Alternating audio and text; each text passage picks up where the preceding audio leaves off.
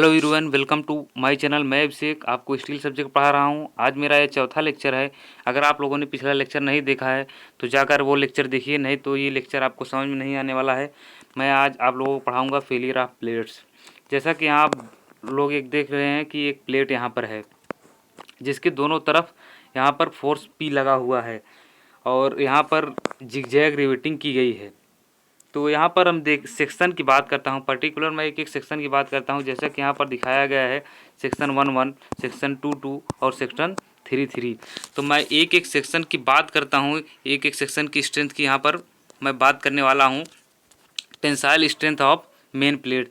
तो यहाँ पर हम प्लेट 1 सेक्शन पर बात करूँगा कि जैसा कि आप लोगों को पता है कि अगर हम इस पर बल लगाते हैं, मान लीजिए हम इस पर पी बल लगा रहे हैं इस साइड में, तो पहला जो लोड हमारा आएगा इस एक रिवेट पे आएगा, उसके बाद इन दोनों रिवेट पे आएगा, उसके बाद ये तीनों रिवेट पर आएगा। लोड धीरे धीरे बढ़ेगा और ये पहला रिवेट जो है भार वहन करेगा, उसके बाद दूसरा, उसके बाद ऐसे आगे लोड बढ़ता हुआ चला जाएगा। मैं देखता हूँ कि पहले रिवेट पर सेक्शन 1 पर इसका प्रभाव क्या है। तो उसे हम निकालने के लिए क्या करेंगे, प्लेट की जो चौड़ाई है, ये जो बी है प्लेट की चौड़ाई है, और माइनस डी जो है आपकी प्लेट का डायमीटर है, और उसके बाद उसकी प्लेट की थिकनेस और उसकी परमिसिबल स्ट्रेस से हम गुणा कर देंगे। तो यहाँ पर सेक्शन 1 की स्ट्रेंथ आ जाएगी। उसी तरीके से हम सेक्शन 2 की बात करते हैं। सेक्शन 2 पर हम देख रहे हैं B-2D, यहाँ पर 2 रिवेट लगा है, तो यहाँ पर हम B-2D, तो हम दोनों रिवेटे के डाया को माइनस कर देंगे और प्लेट की मोटाई से और उसकी परमिसिबल स्ट्रेस से गुणा कर देंगे। और यहाँ पर आप देख रहे होंगे आरवी आपका ये जो लगा है 1 रिवेट, जो पहला रिवेट लगा है, क्योंकि इसने भी कुछ भार वहन किया होगा, तो ये उसी की स्ट्रेंथ है, हम उसको उसमें जोड़ देते हैं। उसी तरीके से हम सेक्शन 3 की बात करते हैं। B-3D, यहाँ पर 3 रिवेट, देखिए यहाँ पर 3 रिवेट लगे हैं। उसके बाद फिर इनटू उसकी थिकनेस, परमिसिबल स्ट्रेस प्लस ये 3 रिवेटी की जो स्ट्रेंथ है, ये सेक्शन 1 और सेक्शन 2 की जो रिवेटों की जो स्ट्रेंथ है, हम उसको इसमें ऐड कर देंगे, क्योंकि इसने भी कुछ ना कुछ भार वहन किया होगा। अब मैं बात करता हूँ आगे strength of main plate. Strength of main plate वही होगी जो P1 और P2 और उसके बाद P3 जो कम होगा उसी को हम कहेंगे प्लेट की, मेन प्लेट की उतनी स्ट्रेंथ है, क्योंकि उतने पर अगर वो प्लेट फेल कर गई तो अगर किसी की स्ट्रेंथ ज़्यादा होगी तो उससे कोई मतलब नहीं है, क्योंकि जितने मिनिमम लोड पर अगर प्लेट फेल कर जाएगी तो वही उसकी प्लेट की स्ट्रेंथ होगी। आगे मैं बात करता हूँ स्ट्रेंथ ऑफ कवर प्लेट की। तो यहाँ पर कवर प्लेट अगर यहाँ पर लगा होता तो क्या होता, तो यहाँ पर देखिए प्लेट की चौड़ाई और उसके डायमीटर -2D, उसके डायमीटर और उसके बाद ऊपर और नीचे जो यहाँ पर टूटी जो है वो है कवर प्लेट की जो है मोटाई। वो एक कवर प्लेट ऊपर लगा है, एक नीचे लगा है, उसके बाद उसके परमिसिबल स्ट्रेस से गुणा कर देंगे तो इसका मान आ जाएगा कवर प्लेट का। और उसी तरीके से हम PT-2T पर निकाल लेंगे, यानी दूसरे सेक्शन पर निकाल लेंगे। उसके बाद हम पहले सेक्शन पर इसका मान निकाल लेंगे। यहाँ पर देखिए यहाँ पर +3 RV जोड़ा गया है, तो वही तीनों, ये देखिए जैसे कि इन तीनों का मान हम निकालेंगे ये इस वाले सेक्शन का, उसके बाद फिर इसको 3 जोड़ देंगे। उसके बाद जब हम इस वाले पे निकालेंगे तो इसको हम पाँचों को इसमें जोड़ देंगे और इसका मान हम कवर प्लेट का मान हम निकाल लेंगे। अब हम आगे बढ़ते हैं। स्ट्रेंथ ऑफ कवर प्लेट वही होगी जो तीनों में से कम होगा, उसी को हम प्लेट ऑफ स्ट्रेंथ कहेंगे, क्योंकि उससे ज़्यादा पर प्लेट फेल कर जाएगी, उसका कोई मतलब नहीं है मैक्सिमम लोड का। यहाँ पर मिनिमम लोड की मैं बात कर रहा हूँ। अब मैं बात करता हूँ शियरिंग फेलियर ऑफ प्लेट और शियरिंग स्ट्रेंथ ऑफ प्लेट। जब रिवेट को मिनिमम एज डिस्टेंस से कम दूरी पर लगाते हैं तो दूरी कम होने की वजह से प्लेट शियर कर जाती है, जिसे प्लेट की शियरिंग कहते हैं। ये देखिए जैसा कि यहाँ पर एक सेक्शन दिखाया गया है कि अगर कम दूरी पर लगाएंगे तो उस जो रिवेट है उसके डाया के सेंटर से उसकी दूरी, और मतलब जो प्लेट का किनारा है उससे दूरी कम होगी, तो प्लेट जो है आपका शियरिंग में फेल कर जाएगा। अब मैं आगे बढ़ता हूँ bearing failure of plate. Bearing में प्लेट कब फेल करेगी, जैसा कि रिवेट का मिनिमम पिच से कम पिच होने पर, यानी रिवेट का मिनिमम पिच से कम पिच होने पर प्लेट क्रश कर जाती है। इस प्लेट को बियरिंग फेलियर ऑफ प्लेट कहते हैं। तो यहाँ पर प्लेट की फेलियर की बात की गई है और यहाँ पर रिवेट की फेलियर की बात की गई है। अब मैं आगे बढ़ता हूँ। Strength of cover, strength of plate, plate की स्ट्रेंथ क्या होगी? Strength of main plate, strength of cover plate, जिसमें इसमें जिसकी स्ट्रेंथ कम होगी वही जो है स्ट्रेंथ ऑफ प्लेट होगी। नेक्स्ट हमारा है स्ट्रेंथ ऑफ जॉइंट। तो पी आर और पी टी में जिसकी वैल्यू कम होगी वही जो है इसकी स्ट्रेंथ हो जाएगी। और स्ट्रेंथ ऑफ जॉइंट पर पिच, मतलब एक पिच की जो है स्ट्रेंथ कितनी होगी, तो यहाँ पर वही सेक्शन वाइज निकाला है। पी टी 1 पे निकालेंगे तो पी माइनस, उसके बाद इसके डायमीटर घटा देंगे, इसकी थिकनेस से गुणा करके परमिसिबल स्ट्रेस और थिकनेस से गुणा करके हम निकाल लेंगे। वैसे ही सेक्शन 2 पे हम करेंगे। यहाँ पर आर बी जो है ये आपकी पिछले जो रिवेट लगे हैं उनकी स्ट्रेंथ है। उसके बाद पी टी 3 पे उसी तरीके से हम इसके मान को निकाल लेंगे। मैं आगे बात करता हूँ efficiency of the joint, joint की इफ़िशियंसी कितनी होगी?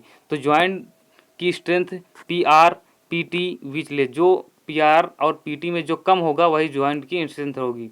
और सॉलिड प्लेट की स्ट्रेंथ बराबर पी टी प्लस उसके जो है परमिसिबल स्ट्रेस से गुणा कर देंगे तो प्रतिशत में अनुपात को जोड़कर उसकी एफिशिएंसी को मतलब यहाँ पर जो दिया गया है जॉइंट को स्ट्रेंथ और सॉलिड प्लेट की स्ट्रेंथ का प्रतिशत में अनुपात को, जो अनुपात की जोड़ को एफिशिएंसी कहते हैं। जैसा कि इसकी एफिशिएंसी निकालनी हो जॉइंट की तो हम क्या करेंगे, स्ट्रेंथ ऑफ जॉइंट, जो जॉइंट की स्ट्रेंथ होगी और स्ट्रेंथ ऑफ प्लेट, जो प्लेट की स्ट्रेंथ होगी, हम उससे भाग दे देंगे और 100 से गुणा कर देंगे तो एफिशिएंसी हमारी परसेंटेज में आएगी। अगर हम गुणा नहीं करेंगे तो एफिशिएंसी हमारी जो है पॉइंट में आ जाएगी, तो एफिशिएंसी उसकी निकल जाएगी। अगर पॉइंट में आएगी तो मैक्सिमम एफिशिएंसी किसी चीज़ की कितनी हो सकती है? 1 हो सकती है, और परसेंटेज में आएगी तो 100 हो सकती है।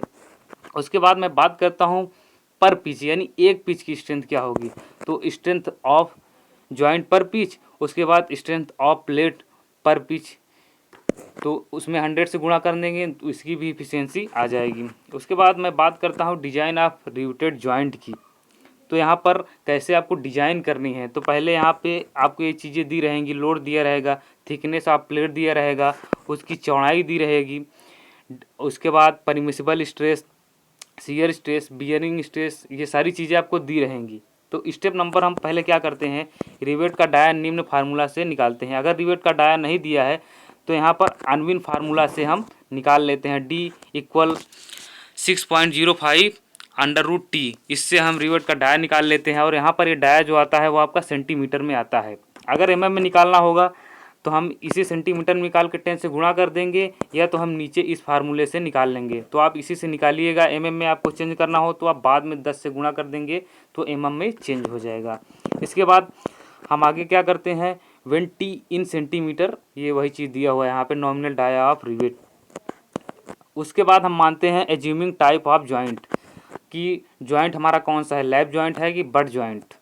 और मोस्टली हम लोग कोशिश करते हैं कि हम लोग जो है बट जॉइंट को माने, डबल कवर बट जॉइंट को माने, क्योंकि ये इसकी स्ट्रेंथ बहुत ज़्यादा होती है। अगर ना दिया गया हो तो डबल कवर बट जॉइंट मानते हैं सबसे ज़्यादा, मतलब सबसे अच्छा यही होता है क्योंकि इसकी स्ट्रेंथ ज़्यादा होती है। स्टेप 3 में हम क्या करेंगे, रिवेट वैल्यू निकालेंगे।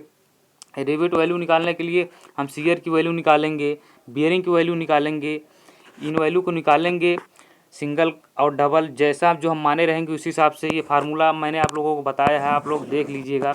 इस फार्मूले से वैल्यू निकालेंगे, जिसकी वैल्यू कम रहेगी वही रिवेट वैल्यू हो जाएगी। फिर स्टेप नंबर 4 पे क्या करेंगे, नंबर ऑफ हम रिवेट निकालेंगे कि हम आखिर इस प्लेट में कितने रिवेट को लगाएं कि हमारी प्लेट ना फेल करे।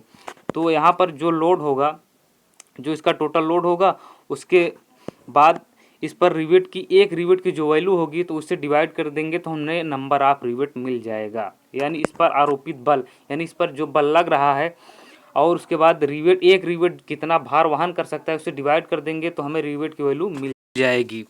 अब स्टेप नंबर 5 की तरफ हम आगे बढ़ते हैं, design of cover plate in case of butt joint. अगर हम बट जॉइंट का यूज कर रहे हैं तो यहाँ पर हम थिकनेस ऑफ कवर प्लेट, तो हम प्लेट की जो है कवर क्या रखेंगे, तो यहाँ पर अगर हम सिंगल प्लेट को लगा रहे हैं तो हम वहाँ पर उसके मेन प्लेट की थिकनेस के बराबर इसके कवर को रखेंगे।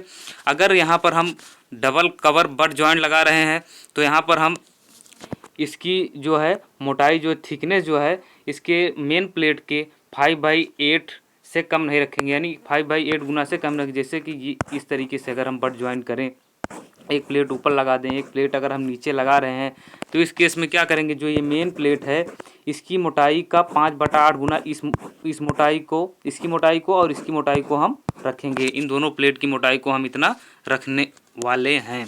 अब हम स्टेप नंबर 6 की तरफ बढ़ते हैं।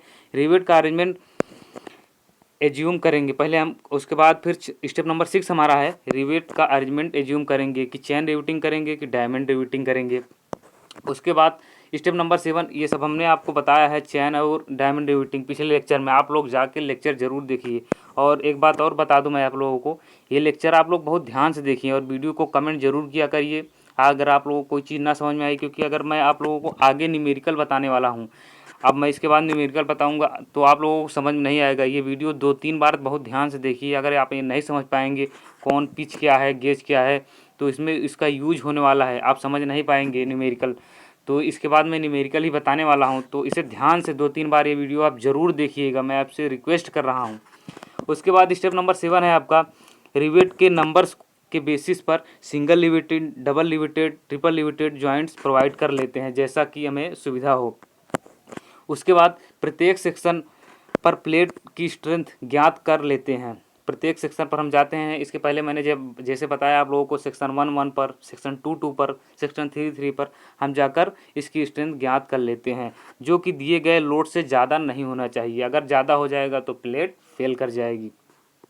उसके बाद यदि किसी सेक्शन पर प्लेट की स्ट्रेंथ पर दिए गए लोड से कम लोड आने पर प्रत्येक रिवेट लाइन को नंबर पुनः मतलब अरेंजमेंट करेंगे। अगर मान लीजिए हमने कोई रिवेटिंग अरेंजमेंट कर दिया, मान लीजिए हमने रिवेट ऐसे लगा दिया, ऐसे जिगजैग रिवेटिंग लगा दी या चैन रिवेटिंग लगा दी, तो हमने देखा कि इतने ऐसे रिवेट लगाने पर हमारी प्लेट फेल कर जाएगी, तो हम ऐसी रिवेटिंग नहीं करेंगे।